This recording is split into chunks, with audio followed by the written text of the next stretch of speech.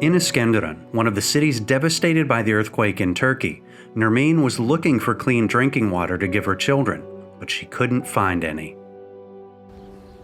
يعني يوم جيت أنا بعد الزلزال رحت لقدني ما في مطرح إلي تتم مية الكيس الحشاكن اللي خلط كلهم ببعضهم ما حسنا تنشرب مي يعني تنفتح حبة المي شو اسمها تنشرب أفي.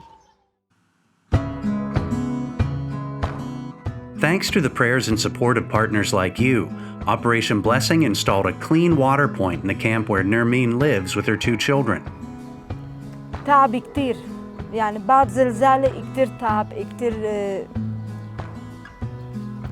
كتير سحبنا يعني لكن في هيك قينونة.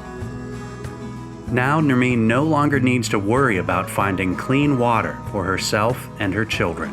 Temiz sudan olmasından çok memnunum. Özellikle ben çünkü alerjim var. Kaşınıyorum, uyuyamıyordum. Gerçekten çok seviniyorum ve hani bize yardım ettiğiniz için çok teşekkür ediyorum size. Suyun olduğunu da gerçekten çok seviniyorum.